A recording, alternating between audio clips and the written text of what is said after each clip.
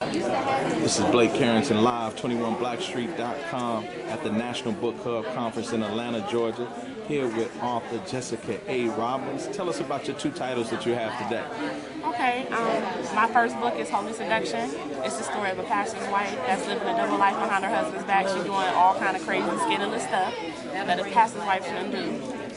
And Pretty Skeletons is my newest book. It just came out on Memorial Day, and it's talking about a girl that has went through a lot of things in her life and how it translates into her adulthood and her just having to deal with her demons and her skeletons. And those are both two interesting stories, so please tell me, what was the inspiration for first Holy Seduction? The inspiration comes from just my background, my experience, my life experience as being raised in the church since before I was created. I've been in church all my life. Just hearing different crazy, dramatic stories, it just kind of translated into me writing something on my own. And could you share with us one of those stories or one of the situations that happened in the book?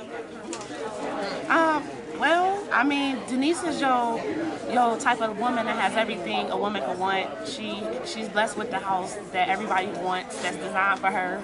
She has the husband that has all the money. She doesn't have to work, but she's still not satisfied. So she thinks that she got her game so tight until she meet her match. And when she meet her match, everything breaks loose in the book. Now, is that a personal account or is that someone you know? No, it's not a personal account of somebody I know. There's, however, little situations that have sprinkled, that's reality that's in the book as well. And now Pretty Skeleton, what was the inspiration for that? Pretty Skeletons just came from just even situations in my life dealing with things that sometimes we don't want to talk about that's uncomfortable, some things that may have happened to us that we really don't want to speak on. And if you don't deal with those issues and those problems at the root of where they are, they can come back and potentially destroy you. And where are you originally from? I'm from Youngstown, Ohio, born and raised. Wow. And what was it that inspired you in Youngstown, Ohio to become an author? Well, I got inspired through the passing of my father. I was 10 years old when he was diagnosed with pancreatic cancer, and when he passed, it really, really shook me. And I wrote as my form of therapy. So my short stories and me writing in the journal and journaling turned into writing full-fledged novels. And now, what was it that when you sent that manuscript off, because are you self-published or are you with a publisher? No, I'm with a publisher. Then when you sent that manuscript off, what was that feeling like when you got that letter back that said, we want to do something with this?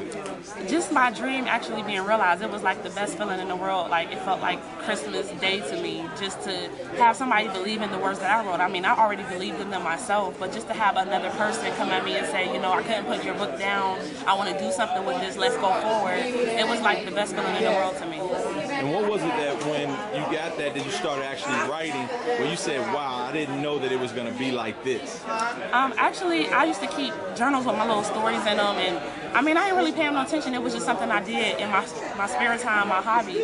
But I really started realizing when a lot of my friends would take my little journals and steal them and read them, and like, they would want to know more. Okay, continue this story. What's going on with these characters? And I kind of said, well, maybe I'm wanting something more than what I even realized.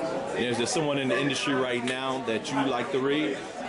My ultimate favorite is Kimberly Lasarobi, and forever will be. I mean, she's the one with Casting the First Stone that made me even feel like I could tell the type of stories that I love to tell. So I guess if you could have a mentor in the business, who would that be?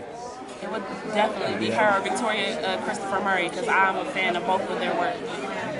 So it seems like you like a lot of settings, because I know Victoria Christopher Murray, also Christian fiction.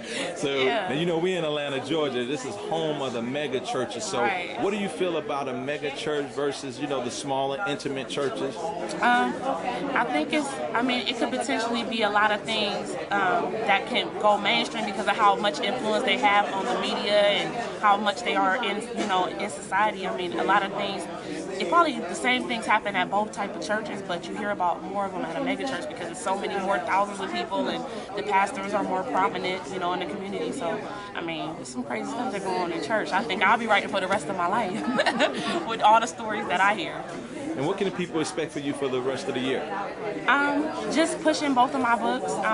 Early 2011, Pretty Skeletons will be, God willing, a stage play. So just working on just increasing my brand, increasing my church dramedy brand as well. And how can they get in touch with you if they want to get some information about your title or possible book signing?